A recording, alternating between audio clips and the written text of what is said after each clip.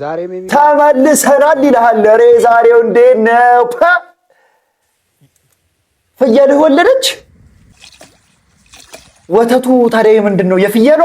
አረ ፍየልህን መጥቼ እንኳን ማርያም ማረችሽ ብዬ እጠይቅልሃለሁ። ቆይ ምንም እንዲች ብለህ እንዳታስብ። ወንድ ነው ሴት የወለደችው ግን? እሺ እንቁላላችን ተጨመረ።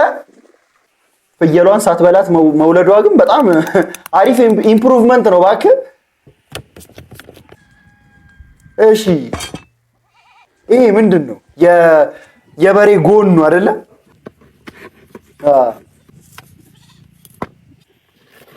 አቤት ዛሬ እስቲ ደግሞ ምን ትሰሪያለሽ? አጥንት የበዛው ስጋ ግን ምን እሺ ዛሬ እዚህ ውስጥ ይከተትልሃል። ከዛ የሆነ አሁን ጎመንም አብሮት ከተከተተ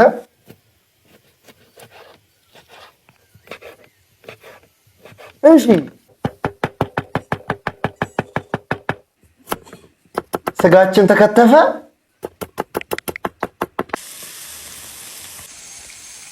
ባይዘው ምግብ ተጀምሮ አጨራረሱን ማልገምተው ብቸኛ ሰው ካሌብ።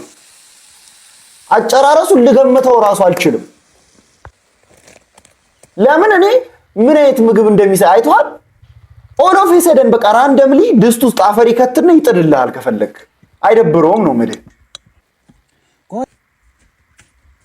ዳቦአችን ዛሬ ምንኛ ነው የምትደረገው? እንደ ቆጮ። እሺ ምን አይነት አሰራር ነው ይሄ? ፒዛ እንዳይሆን።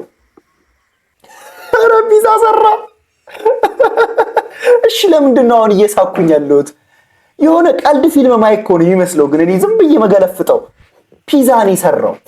ፒዛ ያስረዋል እንጂ አያስቅም። በጣም ብዙ ጊዜ ከማየት የተነሳ ያንተን ቪዲዮ መሰየክ ጀመርኩኝ። አሁን በቃ ላብድ እኮ ነው። ረሃብ አየህ ሲጠራብህ እንደዚህ ሂሉሲኔት ታደርጋለህ። አንዳንድ ጊዜ ምግብ ስታይ ምናምን ያስቃል። በዚህ ሳይድ ቅቅል፣ በዚህ ሳይድ